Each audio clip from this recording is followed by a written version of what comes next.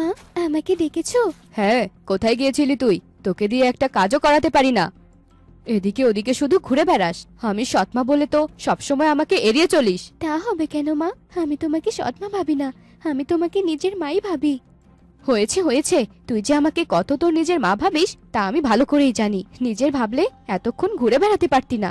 আমি ঘুরে বেড়াইনি মা, শিখার ঘরটা অগোছালো ছিল, তাই ওর ঘরটা গুছিয়ে দিচ্ছিলাম। তার মানে তুই কে বোঝাতে চাইছিস, হ্যাঁ? যে আমি নোংরা, আমি কোনো কাজ করি না, আমার সব কাজ তুই করে দিস? এ কথা আমি কখন বললাম? দেখেছো মা, বলে আবার মুখের উপর কেমন অস্বীকার করছে। হ্যাঁ, সে তো আমি দেখছি। এখন আর কথা না বাড়িয়ে কাজে যা। কুয়োর পাশে আমার আর শিখার জামা কাপড় রেখেছি, সবগুলো সুন্দর করে ধুয়ে দে। ঠিক আছে মা।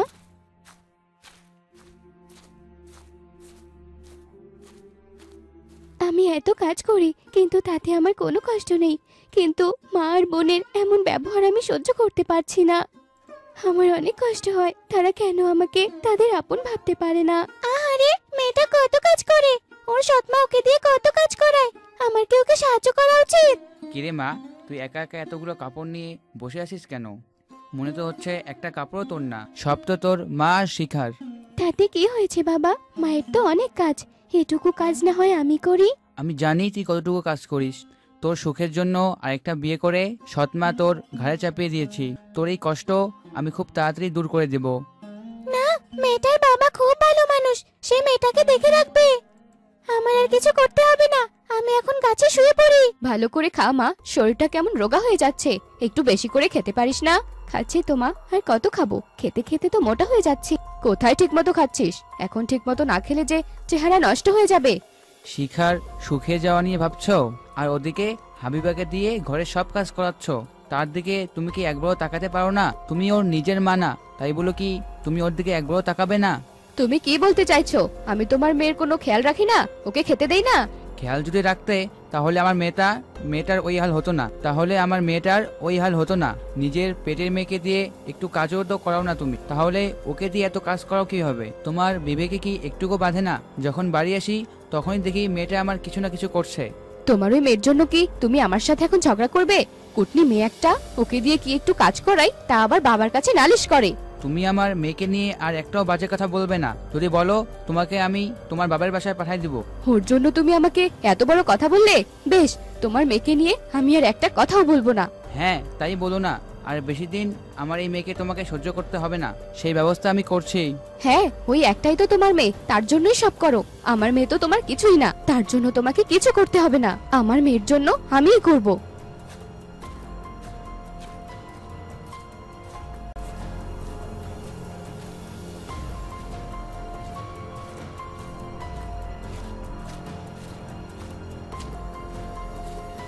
কি বাপু, এভাবে চুপ করে বসে আছো কেন? কি বলতে এসেছো সেটা বলো। ঘটক মশাই, আপনি তো জানেন আমার এক মা মরা মেয়ে আছে। ওর জন্য আমার একটা ভালো পাত্র দরকার। মেয়েকে নিয়ে আমার বড় চিন্তা হয়। ওকে ভালোভাবে বিয়ে দিতে পারলে আর চিন্তা থাকবে না আমার। হ্যাঁ, এই কথা আমাদের মোড়লকে তো তুমি চেনো, সে কত ভালো মানুষ। তার ছেলের সাথে কি তোমার মেয়ের বিয়ে করাবে? সে অনেক দিন থেকে আমার কাছে একটি পাত্রীর কথা বলছিল। তোমার মেয়ের কথাই তাহলে বলবো? সে তো খুবই ভালো কথা।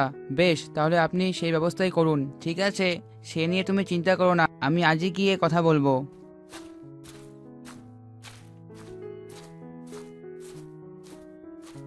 কিরে, তুই আমার সামনে আর আসবি না। বজ্জাত মেয়ে, কি একটু কাজ করে তা আবার বাপের কাছে গিয়ে নালিশ করে। মা, আমি বাবার কাছে কোনো নালিশ করিনি। বিশ্বাস করো, বাবা নিজেই আমাকে কাজ করতে দেখেছে। আমি বাবাকে নিষেধ করব তোমাকে যেন আর কিচ্ছু না বলে।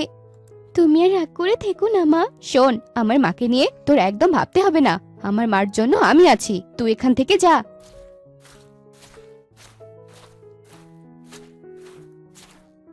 কি ঘটক, তোমাকে যে খুশি খুশি লাগছে, কি খবর? মোড়ল মশাই, আপনার ছেলের জন্য একটি খুব ভালো মেয়ের খোঁজ পেয়েছি। তাই নাকি? তা কবে আমরা যাব বলো? হ্যাঁ, শুনুন, একটা সমস্যা আছে, তারপর ভেবে দেখবেন যাবেন কি না। কি সমস্যা বলো? মেয়ে সুন্দর আর ভালো, কিন্তু তার নিজের মা নেই। সৎ মায়ের কাছে মানুষ হয়েছে। সেই সৎ মা তাকে বেশ অত্যাচারও করে।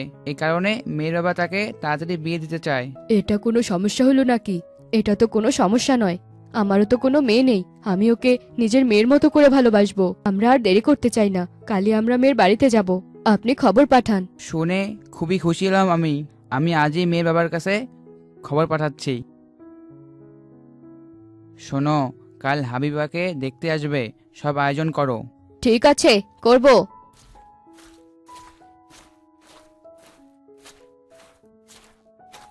মা, হাবিবার বিয়ের জন্য মনে হচ্ছে তুমি অনেক খুশি হয়েছো। খুশি হব না? ওই আপুরটা বিদেয় হলে তো বেঁচে যাই, তাই একটু কষ্ট করছি।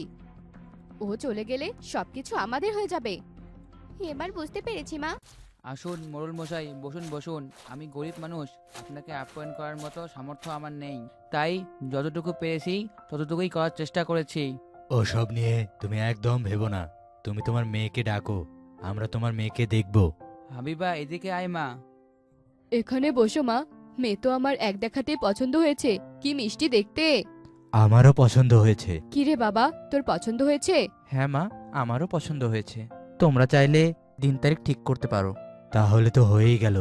আগামী শুক্রবারে আমরা বৌমাকে নিয়ে যাব। ঠিক আছে মোড়ল মশাই, তাই হবে। মা, এটা কি হলো? শেষে কিনা ও মোড়ল মশাইয়ের ঘরের বউ হবে? আমি এটা মানতে পারবো না মা, এটা আমিও মানতে পারবো না। আমি যদি আগে জানতাম যে তোর বাবা ওই মেয়ের জন্য মোড়লের ঘরের তোর বাবা ওই মেয়ের জন্য মোড়লের ছেলেকে নিয়ে আসবে, তাহলে এটা আমি কখনোই হতে দিতাম না। আমি আর এটা সহ্য করতে পারবো না। যা ব্যবস্থা করার আমি করব। কিভাবে মা? সেটা নিজের চোখেই দেখতে পারবি। যা, ওকে ডেকে নিয়ে আয়। হাবিবা, মা তোকে রান্নাঘরে এক্ষুনি ডাকছে।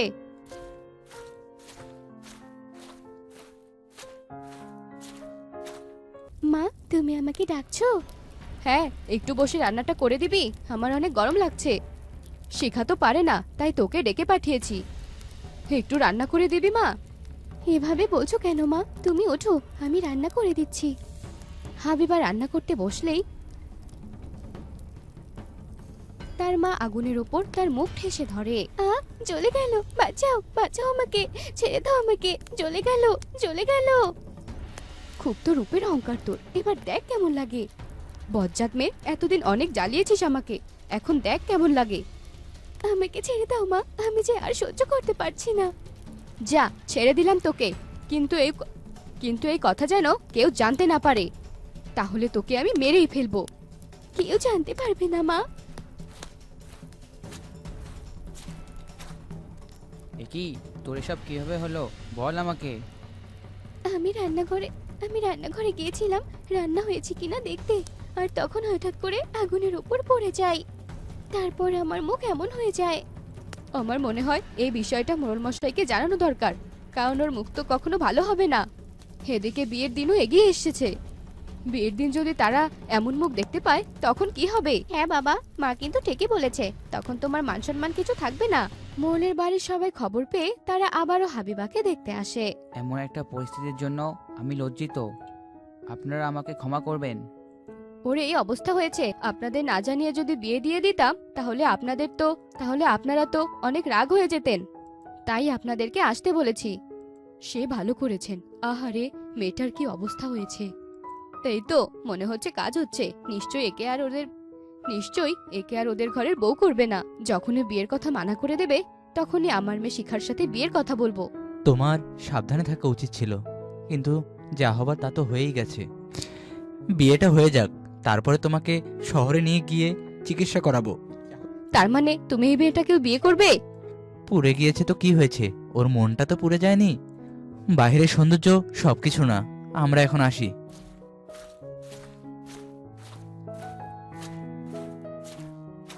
আমি মনে হয় তোর জন্য সঠিক ছেলে আর সঠিক পরিবার ঠিক করতে পেরেছি মা। তুই আর কোনো চিন্তা করিস না, সব ঠিক হয়ে যাবে। বিয়ের তো আর কদিন বাকি আছে, আমি গেলাম বাজার করতে, তোমরা ওকে একটু দেখে রেখো।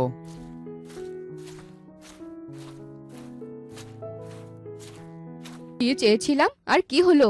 এত কিছু করেও যখন লাভ হলো না, আজ তখন তোকে মেরেই ফেলবো।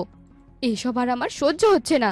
হ্যাঁ, একে আর বাঁচিয়ে রাখা যাবে না মা, একে আজ তুমি মেরেই ফেলো। তোমরা এসব কি বলছো?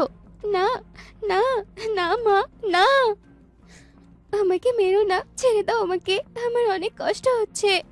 মা, আর মেরো না আমাকে। মা, ওকে মেরেই ফেলো, আর আজ আর কোনো ছাড় হবে না। না, আমাকে আর মেরো না মা, আমাকে আর মেরো না। ওই মেয়েটাকে এত অত্যাচার আমি আর দেখতে পারবো না। এটা যে আমাদের পেতনি সমাজের জন্য অনেক লজ্জাজনক। ওই মহিলাকে উচিত শিক্ষা দিতে হবে। মা, আমাকে আর মেরো না, আমাকে ছেড়ে দাও। আমি তোমাদের বাড়ি ছেড়ে চলে যাব। আমি মোড়লের ছেলেকে বিয়ে করব না। তুমি শিখার সাথে ওর বিয়ে দিও। আমাকে ছেড়ে দাও। না না, তা হবে না। তুই বেঁচে থাকলেই ঝামেলা করবি, তাই তোকে আর বেঁচে রাখা যাবে না। কিন্তু সেটা তুই আর পারবি না। মেয়েটাকে তুই অনেক কষ্ট দিয়েছিস, আর পারবি না। তুই কে, কি চাস? ভালো চাস তো এখান থেকে এক্ষুনি চলে যা। তাই নাকি? দেখি তুই কি করতে পারিস। ছাড় ছাড় বলছি, ছাড় বলছি আমার চুল। বল, তুই ওকে আর কোনোদিন কষ্ট দিবি? না না, আর কোনোদিন কষ্ট দেব না। তুই আমাকে ছেড়ে দে। না, তোকে এত তাড়াতাড়ি ছেড়ে দিলে চলবে না। তুই নিজের মেয়ের জন্য এই অসহায় মেয়েকে অনেক কষ্ট দিয়েছিস। ওর সুন্দর মুখটা তুই পুড়িয়ে দিয়েছিস। এবার দেখ আমি কি করি।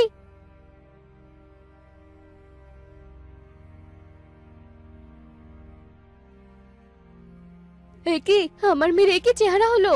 আর ওর মুখ ঠিক হয়ে গেল কি করে? এটা তো লোভের ফল। তুই এতদিন যে লোভ করেছিস, এটা তারই ফল পেয়েছিস। আর কোনোদিন এই মেয়ের কোনো ক্ষতি করার চেষ্টা করলে তোকে আর ছেড়ে দেব না। আমি আর ওকে কোনো কষ্ট দেব না। তুই ভালো থাকিস হাবিবা। আমি থাকতে তোর আর কেউ কোনো ক্ষতি করতে পারবে না। তোমাকে অনেক ধন্যবাদ।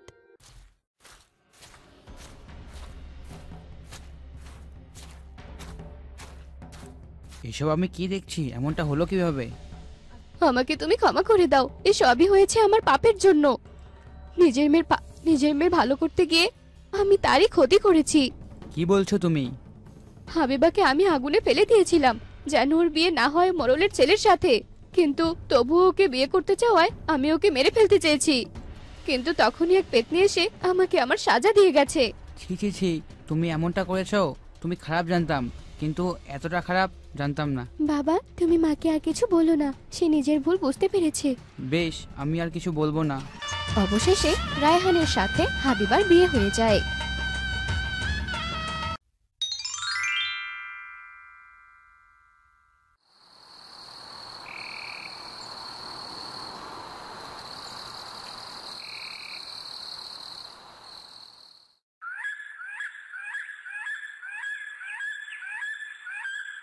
হে ঈশ্বর, এমন কঠিন সময় যে আমার জীবনে আসবে তা আমি কখনো কল্পনাও করিনি।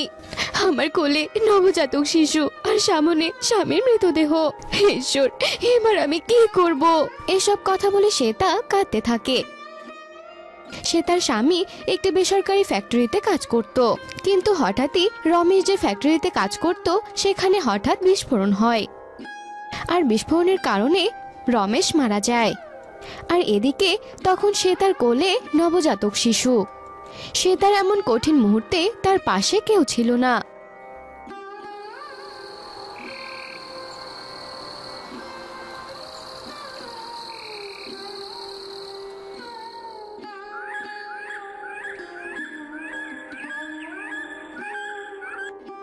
হে ঈশ্বর, এই ছোট বাচ্চাকে নিয়ে আমি কোথায় যাব? না আছে শ্বশুর বাড়ি, আর না আছে নিজের ঘর। এখন আমি কি করব ঈশ্বর? সে তার কথা শেষ হতে না হতেই সেখানে বাড়িওয়ালা রাঘব আসে। আর রাঘবকে দেখে সে তা বেশ ঘাবড়ে যায়। এবার তুমি কি অজুহাত দেবে শ্বেতা দেবী? আজ বাড়ি ভাড়া দেবো, কাল বাড়ি ভাড়া দেবো, এইসব কথা বলতে বলতে তো 3টা মাস কেটে গেল। আজ আমি কোনো বাহানা শুনবো না। আজ আমি টাকাটা নিয়েই যাব। আর যদি বাড়ি ভাড়া না পাই তাহলে বাড়ি থেকে বের করে দেবো। এক্ষুনি এই মুহূর্তে বের হয়ে যাও এই বাড়ি থেকে। দয়া করুন দাদা বাবু। আপনি যদি আমাকে এখনই বাড়ি ছেড়ে তাড়িয়ে দেন তাহলে আমি কোথায় যাব? আমার এমন কঠিন সময় আপনি আমাকে এভাবে তাড়াবেন না দাদা বাবু। আবার নাটক করছিস তুই? বললাম না কোনো নাটক শুনবো না আমি। যদি এখন ভালোই ভালোই বের না হোস তবে ঘাট ধাক্কা দিয়ে বের করে দেবো। রাঘবের কথা শুনে সে তার চোখের জল ফেলতে ফেলতে তার ছোট্ট মেয়েকে নিয়ে বাড়ি থেকে বেরিয়ে পড়ে। মাথা গোজা ঠাইটাও হারালাম। হে ঈশ্বর, এখন আমি কোথায় যাব?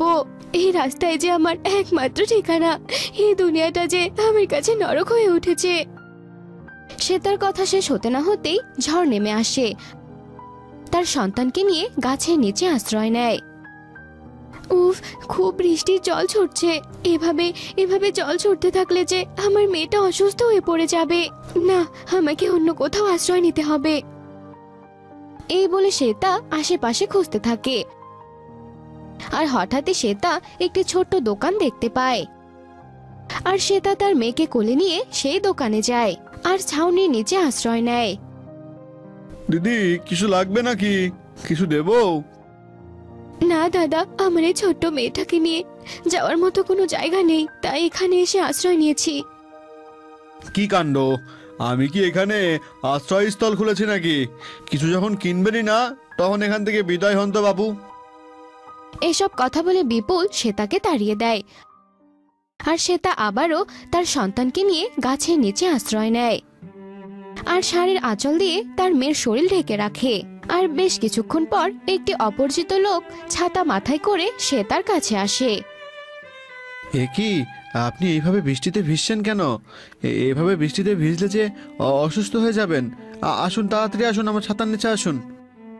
না না, আমি আমার সন্তানকে নিয়ে আপনার ছাতার নিচে যাব না। আর কে আপনি এরকম আগ বাড়িয়ে আমার সাহায্য করতে এসেছেন?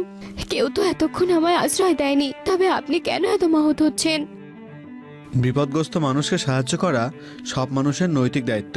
হয়তোবা আপনাকে সাহায্য করার জন্য আর কেউ আসবে না, তাই আমি এলাম। তাই আর দেরি না করে এই ছাতার নিচে এসে তাড়াতাড়ি চলুন। আর চাইলে আপনি আমার বাড়িতেও আশ্রয় নিতে পারেন। আমার বাড়ি এই সামনেই। আর হ্যাঁ, আমাকে খারাপ ভাববেন না, আপনি আমাকে বিশ্বাস করতে পারেন। লোকটির এমন আচরণে শ্বেতা না করতে পারে না। সে তার সাথে বাড়িতে যায়। আপনি এখানে বসুন। আপনাকে দেখে তো বেশ ক্ষুধার্ত মনে হচ্ছে। আমি আপনার জন্য কিছু খাবারের ব্যবস্থা করছি। এ কথা বলে দীপু পাশের ঘরে যায় আর থালা ভর্তি খাবার এনে শ্বেতাকে দেয়। আর শ্বেতাও ক্ষুধার জ্বালায় তাড়াহুড়ো করে খাবার খেতে থাকে। দীপু যেন কোথায় চলে যায় আর তখনই শ্বেতা কারো কান্নার আওয়াজ শুনতে পায়। হে কি কাণ্ড! এখানে আবার এভাবে কাছে কে? আমি আবার কোনো বিপদে পড়লাম না তো?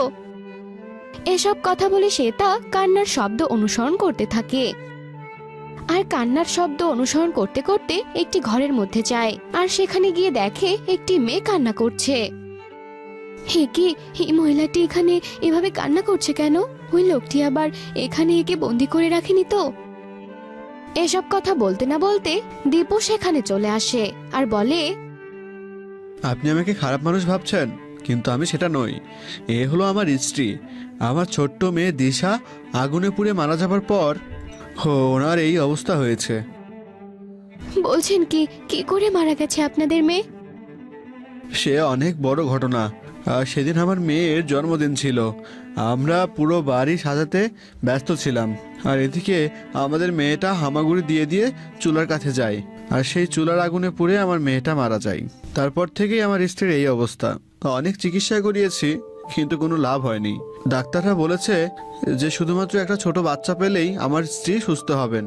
আপনি যদি কিছু মনে না করেন, আপনার সন্তানকে কি আমার হাতে তুলে দেবেন? আমি কথা দিচ্ছি, ওর কোনো অযত্ন আমি হতে দেব না। আর এই বাচ্চার বিনিময়ে আপনাকে আমি আমার বাড়িতে রাখবো। তবে তবে তো আপনিও আপনার বাচ্চার কাছাকাছি থাকতে পারবেন। দীপুর কথা শুনে শ্বেতা অনেক চিন্তা ভাবনায় পড়ে যায় আর অনেকক্ষণ চিন্তা করার পর সে দীপুর কথায় রাজি হয়।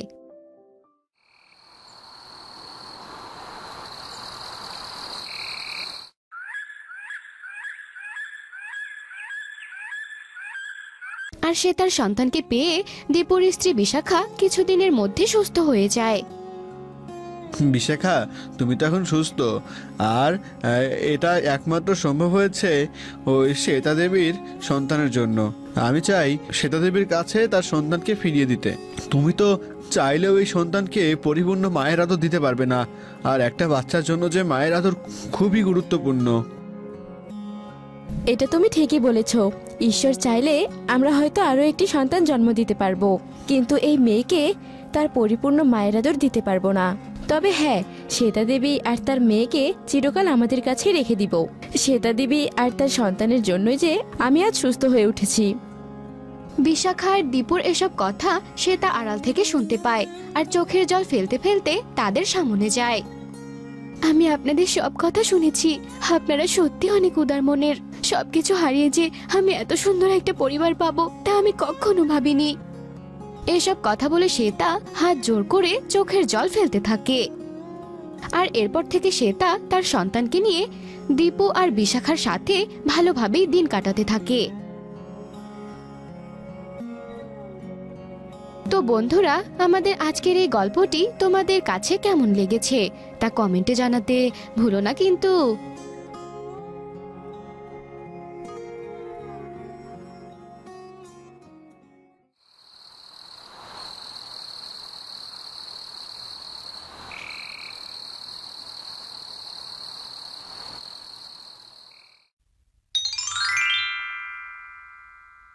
হাদিবা, কোথায় গেলি মা? ভাত তো ঠান্ডা হয়ে যাচ্ছে। আমার হয়েছে যত জ্বালা। মেয়েটা বোধহয় আবার বাগানে ঢুকেছে।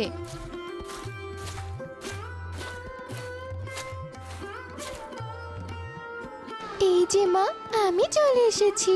জানো মা, আজ রাস্তার পাশে খুব সুন্দর একটা বকুল ফুলের গাছ পেয়েছি। ওটা আনতেই তো দেরি হয়ে গেল মা। তারপর ওটা আবার বাগানে লাগিয়ে এলাম। বাবা দেখলে নিশ্চয়ই খুব খুশি হবে। তোকে আর তোর বাবাকে নিয়ে আর পারি না। একে তো সংসার কোনো রকমে চলে যাচ্ছে, আর তোদের শখেরও বলিহারি। যদি বাগানে ফুলের গাছ না লাগিয়ে কিছু সবজি চাষ করতি তাও লাভ হতো। কি যে বলো না মা, সব কি আর টাকা দিয়ে মূল্যায়ন করা যায়? যাই হোক, আমার এখন খেতে দাও তো, আমার যে বড্ড খিদে পেয়েছে।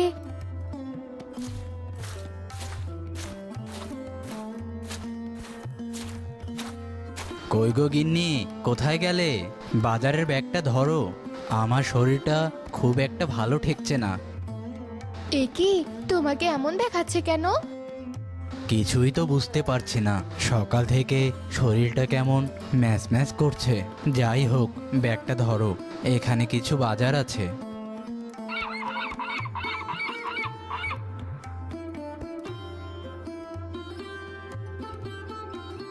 এ কি গো, তোমার গায়ে তো ভীষণ জ্বর। আমি এখন কি করি? এখন যে রাত হয়েছে, কাউকে তো পাবো না। আহা গিন্নি, সামান্য জ্বরই এসেছে তো, আমায় নিয়ে ভেবো না। এই সামান্য জ্বরে কেউ মারা যায় না। ছি ছি, এই কি সব অলক্ষণে কথা বলছো? আহা, রাগ করছো কেন? আমি তো মজা করে বললাম। সকাল সকাল শরীরটা ভালো হলেই হয়, নইলে আবার কালকে কাজে যেতে পারবো না। আহা, এত না ভেবে একটু ঘুমাও দেখি, তাহলে শরীরটা ভালো লাগবে।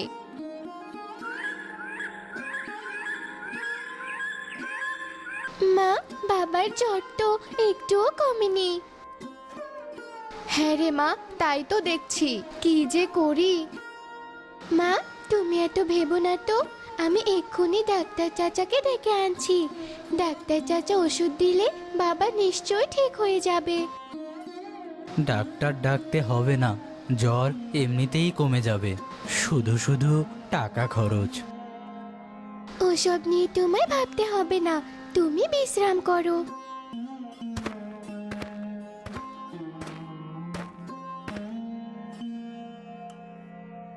তেমন কিছু না, এটা একটি ভাইরাস জ্বর। কয়েকদিন বাড়িতেই রাখুন, আমি কিছু ঔষধ দিচ্ছি, নিয়মিত খেলে তাড়াতাড়ি সুস্থ হয়ে যাবে। না না, বাড়ির মধ্যে থাকলে আমার সংসার চলবে কিভাবে? ডাক্তারবাবু, আমাকে এমন কোনো ওষুধ দিন যাতে আমি তাড়াতাড়ি সুস্থ হয়ে যাই। আপনি শান্ত হন, এখন আপনি বাইরে গেলে আপনারই বিপদ।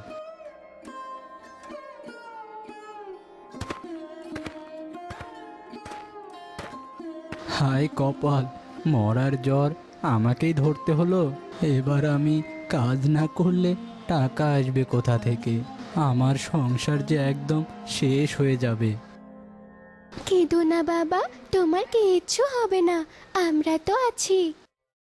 না রে মা, তোরা কি করবি? বাড়িতে যা বাজার আছে তাতে তো 2-4 দিন চলে যাওয়ার কথা, তারপর কি হবে? এত চিন্তা করো না তো, তুমি না হলে আরো অসুস্থ হয়ে পড়বে। আমার কিছু জমানো টাকা আছে, প্রয়োজন পড়লে সেগুলোই ভাঙবো। তুমি অত ভেবো না তো। কি হয়েছে মা? বাবাকে সান্ত্বনা দিয়ে এখন নিজেই চিন্তা করছো? না রে মা, আসলে আমি ভাবছিলাম, আসলেই তো সংসারটা এখন কিভাবে চলবে। শুধু শুধু চিন্তা করো না তো, ডাক্তার চাচা তো বললো বাবা খুব তাড়াতাড়ি সুস্থ হয়ে যাবে। এবার রান্না করতে যাও। এ কথা শুনে সেলিনা রান্নাঘরে চলে গেল।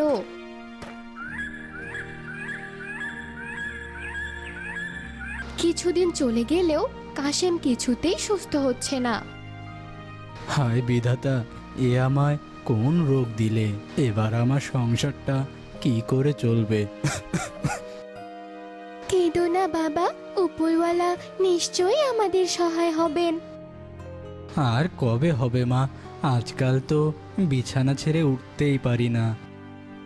দেখো বাবা, তুমি খুব তাড়াতাড়ি সুস্থ হয়ে যাবে। প্রয়োজন পড়লে আমি তোমাকে শহরে নিয়ে যাব, ওখানে গিয়ে তোমাকে ডাক্তার দেখাবো।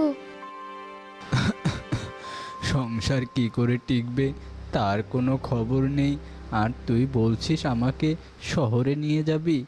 গিন্নি, ঘরে চাল ডাল আছে তো, নাকি সব ফুরিয়ে গেছে? সংসার নিয়ে ভেবে আর কত অসুস্থ হবে বলো তো?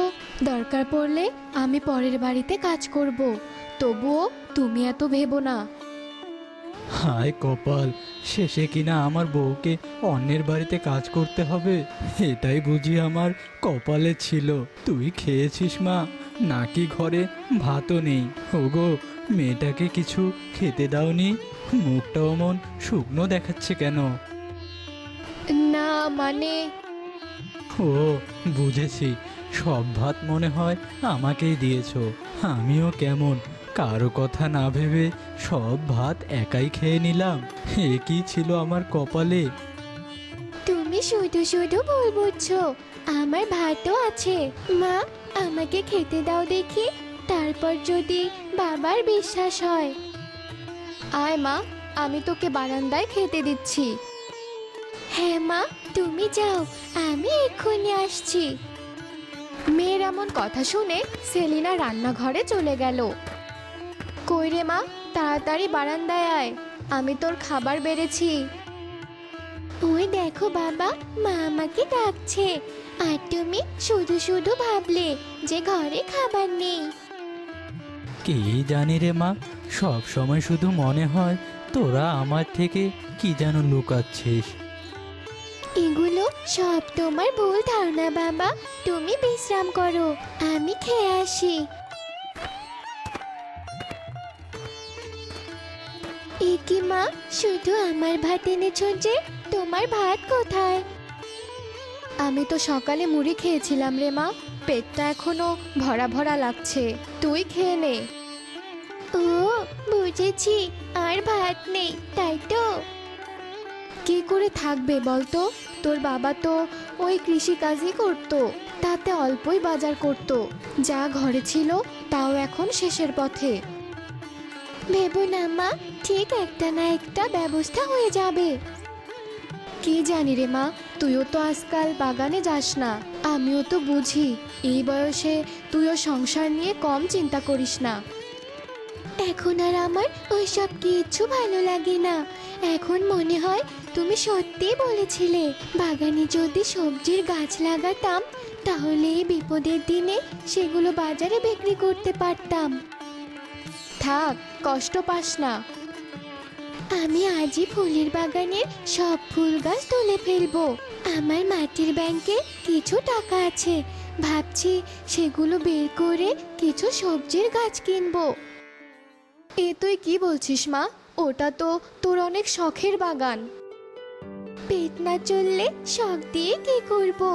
গরিবের কোনো শখ থাকতে নেই। কে কোথায় আছো? আমায় একটু খেতে দাও মা, কাল থেকে কিচ্ছুটি পেটে যায়নি, পেটটা বড্ড ব্যথা করছে, কিছু খেতে দাও মা।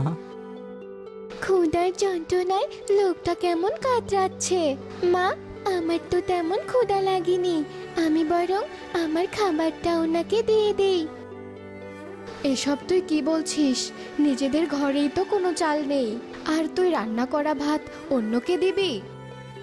তাতে কি হয়েছে মা, অন্যকে সাহায্য করলে উপরওয়ালা খুশি হয়, দেখবে এতে আমাদের ভালোই হবে। আদিবা খাবারের প্লেটটি নিয়ে ভিক্ষুকের দিকে এগিয়ে গেল। এই নিন দাদু, এই ভাতটুকু খেয়ে নিন।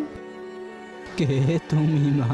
তোমার মনে এত মায়া, কিন্তু এ তো তোমার ভাত, আমি কি করে খাই?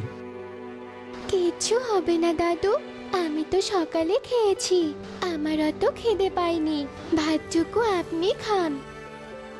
আদিবার কথা শুনে ভিক্ষুক খাবারগুলো খেতে লাগলো। তুমি জানো না মা, আজ তুমি আমার কি উপকার করলে। এভাবে বলবেন না দাদু, এটা আমাদের দায়িত্ব। ভিক্ষুকের চোখ গিয়ে পড়লো আদিবার বাগানের দিকে। বাহ, এ তো দেখছি খুব সুন্দর বাগান, কি সুন্দর সুন্দর ফুল ফুটে আছে। হ্যাঁ দাদু, তবে আজ এই বাগান আমি নষ্ট করে ফেলবো। সে কি? কেন? এত সুন্দর সৃষ্টি নষ্ট করো না। পেট না চললে সুন্দর জিনিস রেখে কি লাভ? কেন রে মা, কি হয়েছে? ভিক্ষুকের এমন প্রশ্নের উত্তরে আদিবা এক এক করে সব ঘটনা খুলে বলল। কেঁদো না মা, সবার জীবনে উত্থান পতন আছে, তাই বলে ভেঙে পড়তে নেই। এই নাও, আমি ভালোবেসে তোমায় এই গোলাপ গাছটা উপহার দিলাম, এটা তুমি তোমার বাগানে লাগিও। আমি দোয়া করছি এই গোলাপের সৌন্দর্য তোমার জীবনকে সুন্দর করে তুলবে। যা রে মা, গাছটা বাগানে লাগিয়ে আয়। কিন্তু মা, আমি তো ভাবছিলাম বাগানটা রাখবো না। না রে মা, অমন ভুল করিস না, তাছাড়া গুরুজনের কথা শুনতে হয়। যা তো গাছটা বাগানে লাগিয়ে আয়। এরপর আদিবা বাগানে গিয়ে গোলাপ গাছটা লাগিয়ে দিল। ভিক্ষুক দাদু তো বলেছিল এই গোলাপের সৌন্দর্য নাকি আমার জীবনকে সুন্দর করে তুলবে, দেখি কি হয়।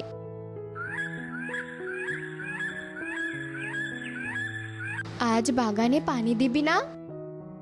না মা, কিছু ভালো লাগছে না। অত চিন্তা করিস না, যা বাগান থেকে ঘুরে আয়, দেখবি মন ভালো হয়ে যাবে। সেলিনার কথা শুনে আদিবা বাগানে চলে যায়। সেখানে গিয়ে সে দেখলো ভিক্ষুকের দেওয়া গোলাপ গাছে অনেক বড় বড় সোনালী রঙের গোলাপ ধরে আছে। একে এ আমি কি দেখছি? এই গাছে এত গোলাপ এলো কোথা থেকে? কাল তো একটা কলিও ছিল না, আর এমন সোনালী গোলাপ তো এর আগে কখনো দেখিনি। যখনই আদিবা গোলাপে স্পর্শ করলো, তখন সে বুঝতে পারলো এগুলো কোনো সাধারণ গোলাপ নয়, এগুলো সোনার গোলাপ। একে এগুলো তো দেখছি সোনার গোলাপ। মা, তাড়াতাড়ি বাবাকে নিয়ে এদিকে এসো। এভাবে ডাকছিস কেন? কি হয়েছে? হ্যাঁ রে মা, আমিও তো খোঁড়াতে খোঁড়াতে চলে এলাম। কি হয়েছে বলতো রে মা? এই দেখো কি হয়েছে, আমাদের সব অভাব নিমিষেই দূর হয়ে যাবে। এই দেখো মা, ভিক্ষুক দাদুর দেওয়া গোলাপ গাছে কত গোলাপ ধরেছে। আরে তাই তো, এমন অদ্ভুত সোনালী গোলাপ তো আগে কখনো দেখিনি। তাই তো বলছি, এগুলো কোনো সাধারণ গোলাপ নয়, এগুলো সোনার গোলাপ। বলিস কি? হ্যাঁ বাবা, আমি সত্যি বলছি। এবার আমি এগুলো বিক্রি করে তোমাকে চিকিৎসার জন্য শহরে নিয়ে যাব, দেখবে তুমি খুব তাড়াতাড়ি সুস্থ হয়ে যাবে বাবা। হ্যাঁ রে মা, এগুলো বিক্রি করে এবার তোর বাবাকে একটা দোকান করে দিবি, তাহলে লোকটাকে এই বয়সে আর চাষের কাজ করতে হবে না। সবই আমার মেয়ের সততার পুরস্কার। আয় মা, আমার বুকে আয়। এভাবেই ভিক্ষুকের দেওয়া সোনার গোলাপ গাছের জন্য আদিবার জীবনের সব দুঃখ ও কষ্ট নিমিষেই দূর হয়ে গেল।